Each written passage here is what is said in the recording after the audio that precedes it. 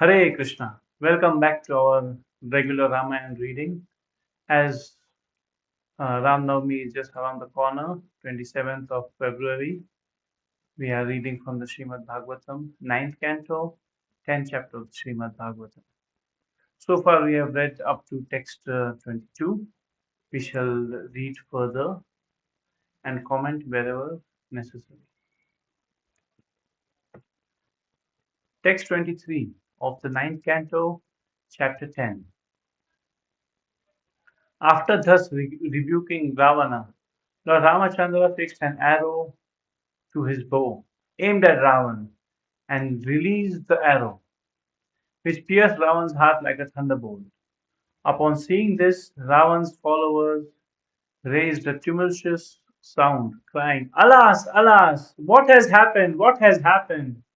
As Ravan, vomiting blood from his 10 mouths, fell from his airplane, just as a pious man falls to earth from the heavenly planets when his results of pious activities are exhausted. Purport means a commentary by the founder Acharya of ISKCON. In the Bhagavad Gita, 9th chapter, 21st sloka, it is said, Shine punya martya lokam vishanti. When the results of pious activities are exhausted, those who have enjoyed in the heavenly planets fall again to earth. The fruitive activities of this material world are such that, whether one acts piously or impiously, one must remain within the material world, according to the different conditions. For neither pious nor impious actions can relieve one from Maya's clutches of repeated birth and death. Somehow or other, Ravan was raised to an exalted position as a king of a great kingdom, with all material opulences. But because of his sinful act of kidnapping Mother Sita, all the results of his pious activities were destroyed. If one offends an exalted personality, especially the Supreme Personality of Godhead, one certainly becomes most abominable, bereft of the results of pious activities. One must fall down like Ravan and other demons. It is therefore advised that one transcend both pious and impious activities and remain in pure state of freedom from all designations.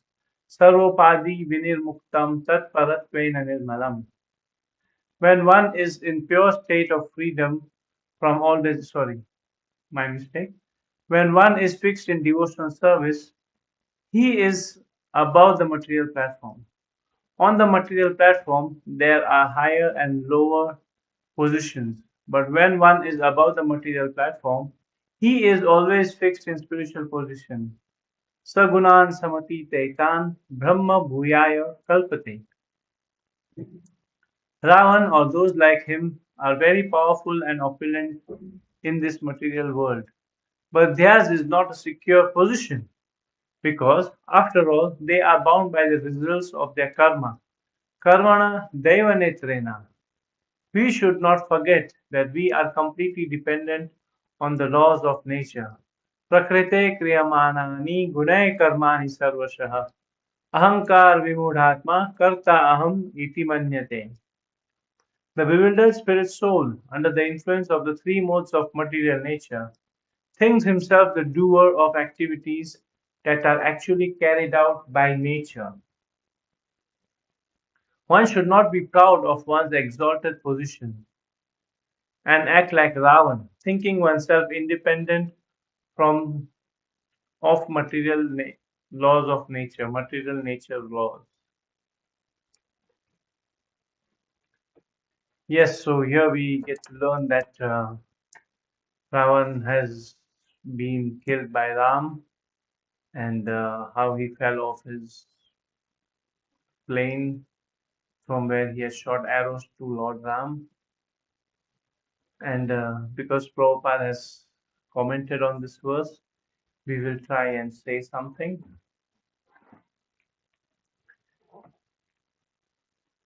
If you see properly, if you see the whole Brahma Anda is the whole universe, which is like an egg. And if you see, there are 14 planetary systems. Earth is in the middle planetary systems, and there are seven above and six planetary systems below. And if you see properly, their heavenly planets and their hellish planets are in the same universe. So we hear so much about that we must do pious activities and we will go to heaven. But what is the point of going to heaven? You are still going to come back to this material world, Earth, because Earth is the place, is like your office. From your office, you can, work hard, earn a lot of money, and then when you have a lot of money, you go for vacation. Every holiday you like to go for vacation. In India, they like to go to Manali and Himachal Pradesh, and there's a place called Dharmashala in the north. The people in the south of India go to Uti. People in Maharashtra like to go to Mahabaleshwar, Matheran. People in the west they also like to go to Switzerland, and people in central part of Africa, in a country called Malawi, they like to go to the Lake Malawi, which is the famous attraction here. So people like to spend, but they cannot stay there on holiday forever. Once your money is over, once your planning of, you know, how much ever your budget is over, you got to get back to your office or your work to earn more money for your next holidays. So that's how the pious and impious activities work. If you're doing pious activities, you're getting pious results by which you are going to the heavenly planets. And once you finish use all your credits of heavenly planets, you come back down to the material world to make more pious credits or to also maybe do impious activities and go to hell. There also, once your thing is your sorry, lost the chain of thought. Your impious activities credits are over.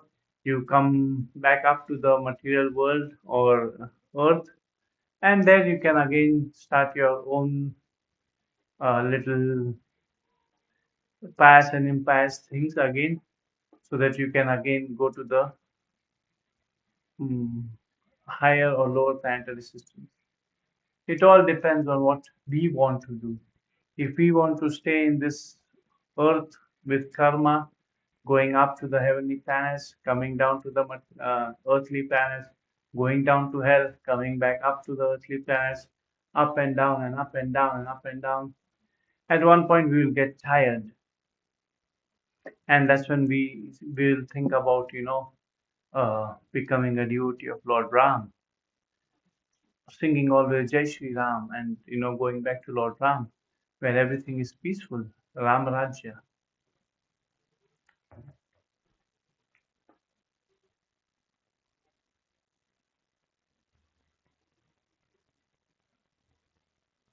So we shall. I mean, I was just checking my notes. That's all I've noted for this shloka.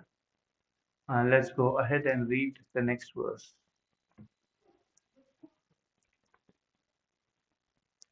Text 24.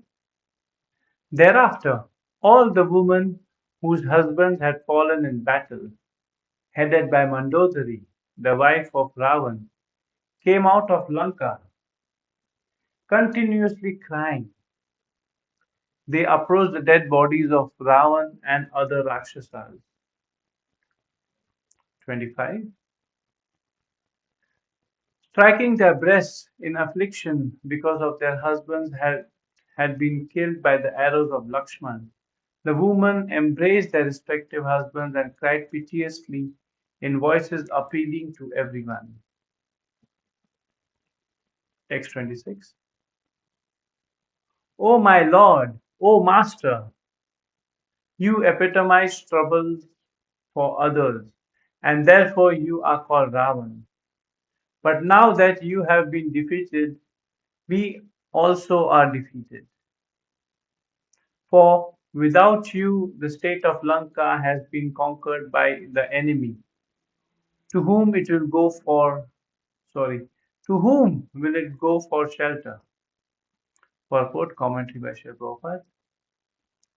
Ravan's wife, Mandodari, and the many other wives knew very well how cruel person Ravan was. The very word Ravan means one who causes crying for others. Ravan continuously caused trouble for others. But when his sinful activities culminated in giving trouble to Sita Devi, he was killed by Ramachandra. Yes,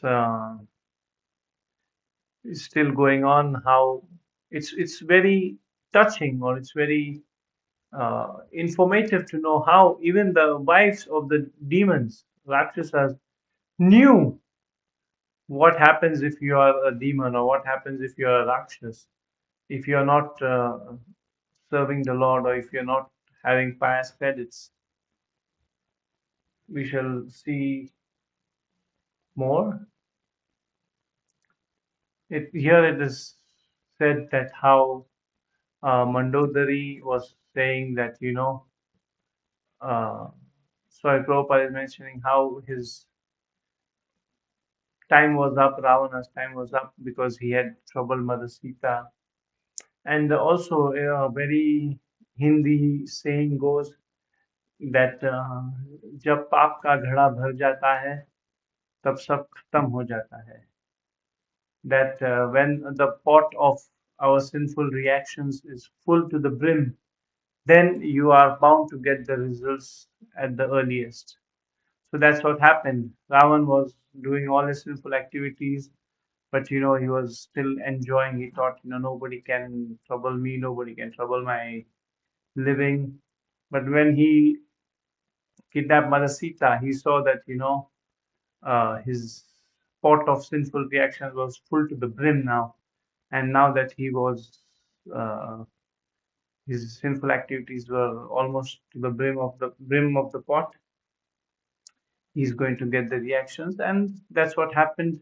Lord Ramachandra came, he killed Ravan, claimed back Sita. So yes, we should also learn from this that we should not commit sinful activities so very often. We should never commit, but because we are in the material world, naturally, committing sinful activities, somehow or the other. Like there's a mosquito, we kill a mosquito. If there is ants going by, we don't look at them. I mean, they're too small, and if we don't see, we may stand them. So sin is something that we cannot run away from. But as far as possible, we should try and not trouble people, not trouble other, you know, living beings.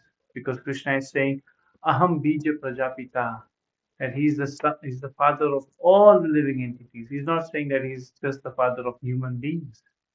So even if an ant is hurt, the Lord is hurt because the Lord is his child. Sorry, the Lord is his father. My mistake. Okay, let's go ahead and read one more text. Text 27. Oh great, oh greatly fortunate one, you came under the influence of lusty desires, and therefore you could not understand the influence of Mother Sita. Now, because of her curse, you have been reduced to this state, having been killed by Lord Ramachandra. Purport. Not only was Mother Sita powerful, but any woman who follows in the footsteps of Mother Sita can also become similarly powerful. There are many instances of this in the history of Vedic literature. Whenever we find a description of ideal chaste women, Mother Sita is among them. Mandodari, the wife of Ravan, was also very chaste. Similarly, Draupadi was one of the five exalted chaste women. As a man must follow great personalities like Brahma and Narada, a woman must follow the path of such ideal women as Mother Sita, Mandodari, and Draupadi. By staying chaste and faithful to her husband, a woman enriches herself with supernatural power. It is a normal, sorry, it is a moral principle that one should not be influenced by lusty desires for another's wife. Matravat paradareshu. An intelligent person must look upon another's wife like his mother.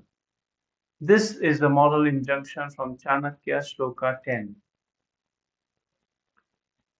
The shloka goes, Matravat paradareshu paradravyeshu lostravat atmavat sarvabhuteshu yah pashyanti sapanditaha. One who considers others' wife as his mother, others' possession as a lump of dirt, and treats all living beings as he would himself, is considered to be learned. Thus, Ravan was condemned not only by Lord Ramachandra, but even by his own wife, Mandodari, because she was a chaste woman. She knew the power of another chaste woman, especially such wife as Mother Sita. Yes, Prabhupada is very heavily coming down upon Ravan and saying how Ravan was not following the codes of conduct and how a lady should be chaste to her husband, and also her husband should be chaste. And at the end of the commentary, Prabhupada is giving uh, explanation of how one should live his life, and is saying Matravat Paradareshu, that how every other woman other than our own wife should be treated as mother. Because if you're seeing everybody as a mother, you are not exploiting her, not physically, not materially. You're not exploiting her at all because nobody would want their own mother to be exploited. So, Matravat Paradareshu, we do not see others' wife as an object of lust. We see them as a mother. Then he continues to say, Chanakya Pandit, others' wealth. You should consider others' wealth as a pile of dirt. This is very amazing because nowadays we see others' wealth as a thing where we can become greedy. Oh, he has got so much. I have to do much more than him to get more than him, or maybe I can do something where I can get his all of his wealth. And then the businesses are like just putting each other out of business. And then another place, I mean, the same place, another thing Chanakya Pandit is saying, you should treat others as how you would like to be treated. If you don't like to be treated in a bad way, naturally you should not treat somebody else in a bad way. And then the shloka of Chanakya Pandit ends by saying, and this is the learned man, this is a Pandita. But these days we see everybody wants to exploit others' wives. That's why there is this woman liberation movement that women should be equal. It is generally it is made for women to go out in the world and get jobs and be equal, which is a very good thing. They can earn and they can live their own lives, but also because they are out all alone in the offices with other colleagues, there's always some side romance and going on. So they are being exploited. So nobody's following the Vedic conjunction of Matravat Paradareshu. And as long as money is concerned, we have seen how greed works and what greed can do to us. And naturally, we want to be treated well. Everybody wants to be treated well. Nobody wants to be treated in a bad way. Nobody wants to be scolded by or chastised by somebody. Everybody wants that. Even if there's a correction, it should be given in a nice way. That we don't feel bad. We don't feel, oh, that guy, he shouted at me. He could have said also the same thing politely. Yes, but when we are giving correction, we are shouting, we are also chastising people. So that's not how it works. As you sow, so shall you reap. You should be good, then people will be good to you. So I would like to stop here, and then we will see tomorrow how it goes ahead. So yes, please like and subscribe our channel to get similar content, which is very devotional. Hare Krishna. Thank you very much.